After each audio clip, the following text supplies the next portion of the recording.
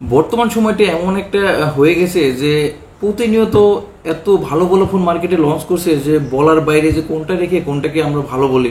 তো তেমনই করেছে স্যামসং, তাদের আবারও একটা অফিসিয়ালি ফোন মার্কেটে লঞ্চ করেছে। এটা কিন্তু স্যামসংয়ের হেলিও 50, যেটা অনেক আগে আসার কথা ছিল এবং আমাদের হাতে ফাইনালি চলে আসছে। আর এই প্রোডাক্টটা নিয়ে আজকে আমরা কথা বলবো, এই ফোনটাতে কি কি করেছে এবং কতটা বেটার হবে, আপনাদের জন্য ভালো হবে কিনা, আর বাজেটের মধ্যে সেরা করেছে কিনা। তো আমরা কিন্তু আগেই বলেছি যে বাজেটের মধ্যে কিন্তু আরও অনেক ফোন রয়েছে, কিন্তু এটাও কিন্তু কম না।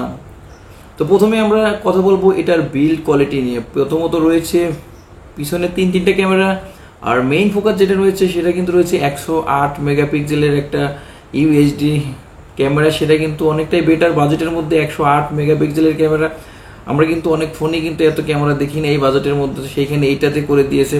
আর এই ফোনটার রেটটাও আমরা বলে দেবো, এই ফোনটা কত দাম করেছে। এই ফোনটা করেছে 14,799 টাকা, অর্থাৎ 14,800 টাকার মধ্যে এই ফোনটা পেয়ে যাচ্ছেন। এবং এখানে কিন্তু ব্যাক প্যানেলে কিন্তু ইউজ করা হয়েছে গ্লোসি ডিজাইন, আপনারা দেখতেই পাচ্ছেন, অনেক সুন্দর।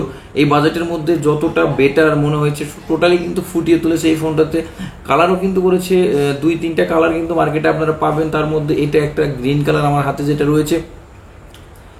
আর রয়েছে কিন্তু সাইড মাউন্ট ফিঙ্গারপ্রিন্ট, এটা ডাইন সাইডে পাওয়ার বাটন এবং ভলিউম বাটনের সাথে ডাইন সাইডে করে দিয়েছে। এবং আরেকটা জিনিস স্পেশালি কিন্তু করে দিয়েছে, এখানে আমরা দেখতে পাচ্ছি স্টিরিও মাইক সিস্টেম কিন্তু করে দিয়েছে। এই বাজেটের মধ্যে আমরা উপরের সাইডে একটা মাইক পাবো এবং নিচের সাইডে আরেকটা মাইক পাবো। সেই ক্ষেত্রে আমরা বলতে পারি দুইটা মাইকের কারণে কিন্তু সাউন্ড কোয়ালিটি অনেকটা বেটার হবে এবং স্টিরিও মাইক সিস্টেম কিন্তু এখানে করে দেওয়া হয়েছে। রয়েছে কিন্তু টাইপ সি চার্জার, সেটা কিন্তু করে দিয়েছে 33 ওয়াটের। মামা এখানে কিন্তু একটা বিষয় রয়েছে, আমরা কিন্তু সবসময় জানতাম যে রিয়েলমির কিছু ফোন এই বাজেটের মধ্যে 13-14 হাজার টাকার মধ্যে 33 ওয়াট ইউজ করে ছিল। সেক্ষেত্রে স্যামসং যে তাদের অফিসিয়ালি এই ফোনটাতে 33 ওয়াটের চার্জার ইউজ করবে সেটা কিন্তু আমাদের জানা ছিল না। তো আজকে আমরা দেখলাম যে স্যামসং তাদের হেলিও 50-তে এই চার্জারটা ইউজ করা হয়েছে। তো আরও কিছু রয়েছে স্পেশাল যেটা আমরা এখানে বলবো। এখানে কিন্তু আমরা পাবো অ্যান্ড্রয়েড 14, যেটা আপগ্রেড একটা অ্যান্ড্রয়েড ভার্সন কিন্তু এখানে ইউজ করা হয়েছে। সেটা কিন্তু এই ফোনটাতে হেলিও 50 এখানে রয়েছে কিন্তু 6GB 128GB স্টোরেজ রয়েছে, কিন্তু আরও 6GB স্ট্যান্ডার্ড র্যাম, যেখানে রয়েছে 12GB টোটাল কিন্তু আমরা র্যাম ইউজ করতে পারবো, সেখানে এটাই বলা হয়েছে। এবং সেলফিতে করেছে কি, সেলফিতে কিন্তু একটা বিশাল কিন্তু রয়েছে 32 মেগাপিক্সেলের একটা বড় সড়ো ক্যামেরা কিন্তু ইউজ করা হয়েছে এই ফোনটাতে। আর আরেকটা জিনিস না বললেও নয়, সেখানে এই ফোনটাতে 5000 মিলিঅ্যাম্পিয়ারের ব্যাটারি ইউজ করা হয়েছে। আর যেহেতু 33 ওয়াটের ফাস্ট চার্জার, সেখানে আবার 5000 মিলিঅ্যাম্পিয়ারের একটা বড় সড়ো ব্যাটারি ইউজ করা হয়েছে, আর সেটা কিন্তু অনেক বেটার। আর ফুল ডিসপ্লে এখানে করা হয়েছে FHD প্লাসের ফুল রেজুলেশনের ডিসপ্লে কিন্তু এখানে করা হয়েছে। এই বাজেটের মধ্যে কিন্তু আমরা ফুল রেজুলেশনের ডিসপ্লে কিন্তু আমরা দেখতেই পারি না বর্তমানে। সেই ক্ষেত্রে এই ফোনটাতে কিন্তু FHD প্লাসের ডিসপ্লে ইউজ করা হয়েছে, সেটা আবার পাঁচশোল ক্যামেরার সাথে।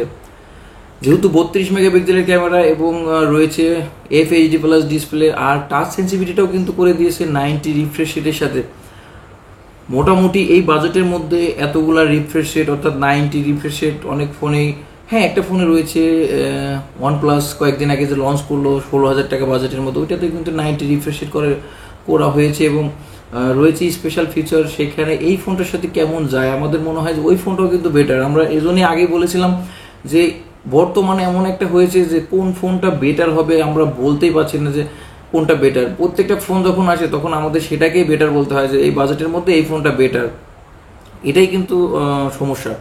আর সমস্যা আরেকটা হলো, প্রত্যেকটা ব্র্যান্ড তাদের কিন্তু কিছু ফোন স্পেশালি করে থাকে এবং হাই রেঞ্জের মধ্যে ভালো ভালো ফোকাস নিয়ে কিন্তু আসে। আর তাদের মধ্যে স্যামসং, তাদেরও কিন্তু কিছু একটা ভালো ফোকাস রয়েছে, যেমন হেলিও সিরিজের যে ফোনগুলো রয়েছে স্যামসংয়ের কিন্তু স্পেশালি এই ফোনগুলো বেটার করে থাকে। তার মধ্যে আমাদের হাতে যেটা রয়েছে এইটা হেলিও 50, এই ফোনটা কিন্তু অনেকটাই বেটার, কারণ আমাদের মনে হয়েছে এর আগে কিন্তু হেলিও 30, হেলিও এরকম কিন্তু 20 এরকম ফোন ছিল। তো এইবার যে করেছে যেটা 50 করেছে, এটা কিন্তু মোটামুটি না অনেকটাই বেটার মনে হয়েছে। স্যামসং তাদের স্পেশালি এই ফোনটা অনেক ভালো একটা কোয়ালিটিতে কিন্তু মার্কেটে সেরেছে। সেই ক্ষেত্রে আমরা বলতে পারি যে না, এই ফোনটা অনেকটাই বেটার এবং ভালো হবে বাজেটের মধ্যে। আমরা স্যামসংই বলতে না, স্যামসংই যেহেতু হয়েছে, যদি এটা ফোনটা যে কোয়ালিটিটা করেছে এবং যে ডিজাইনটা করেছে, এখানে যত সিস্টেম করেছে, সিস্টেম হিসেবে কিন্তু আমরা যদি এটা অন্য ব্র্যান্ড হতো তাহলে কিন্তু আমরা 20 নিচে পেতাম না। আর কিন্তু এখানে আরেকটা জিনিস রয়েছে, মিডিয়াটেকের হ্যালো G88 গেমিং চিপসেট কিন্তু এখানে ইউজ করা হয়েছে। যারা মোটামুটি না ভালোই গেম করেন, আমরা জানি যে মিডিয়াটেকের G88 G99 এগুলো কিন্তু মোটামুটি যারা গেম করেন না, ভালোভাবে গেম করেন, তাদের জন্য কিন্তু এই প্রসেসরগুলো অনেকটাই ভালো কাজে দেয়। আর এই ফোনটাতে কিন্তু সেটাই ইউজ করা হয়েছে, মিডিয়াটেকের হ্যালো G88, এবং প্রসেসরে কিন্তু আমরা পাবো 2.0 GHz একটা ভালো প্রসেসর এখানে ইউজ করা হয়েছে, যেটার কারণেই কিন্তু এই ফোনটা গেমিং হিসেবেও আমরা ধরতে পারি যে এই বাজেটের মধ্যে এই ফোনটা কিন্তু গেমিং চিপসেটের ফোনও বটে।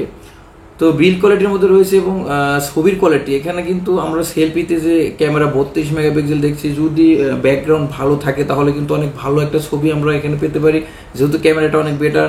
আর পিছনে যেহেতু 108 মেগাপিক্সেলের ইউএসডি ক্যামেরা ইউজ করা হয়েছে, সেক্ষেত্রেও কিন্তু আমরা বলতে পারি যে যেহেতু স্যামসং ব্র্যান্ড 108 মেগাপিক্সেলের ক্যামেরা পিছনে ইউজ করা হয়েছে, সেই ক্ষেত্রে এই ফোনটার ক্যামেরার কোয়ালিটি কীরকম হবে, যদিও অন্য ব্র্যান্ডের মতো অতটা শার্পনেস না থাকলেও যদি ব্যাকগ্রাউন্ড ভালো হয় এবং ভালো একটা আলোর মধ্যে থাকা যায়, তাহলে কিন্তু ভালো একটা আমরা ছবি পেতে পারি এই ফোনটা থেকে। তো সেই ক্ষেত্রে আমরা আরও কিছু বিষয় নিয়ে বলতে পারি যে দাম হিসেবে যেহেতু 15,000 টাকার নিচে এই ফোনটা, এবং টোটাল এক্সটার্নাল র্যাম দিয়ে কিন্তু 12 GB র্যাম এখানে ইউজ করা হয়েছে, টোটাল 6 GB, এবং 6 GBর সাথে 12 GB এবং 128 GB স্টোরেজ, মোট মিলিয়ে এই ফোনটাতে অনেকটাই বেটার করেছে। এবং ডিসপ্লের মাপটাও কিন্তু করে দিচ্ছে অনেক বড় সড়ো, এখানে 6.72 ইঞ্চির একটা বিগ বড় সড়ো ডিসপ্লেও কিন্তু ইউজ করা হয়েছে।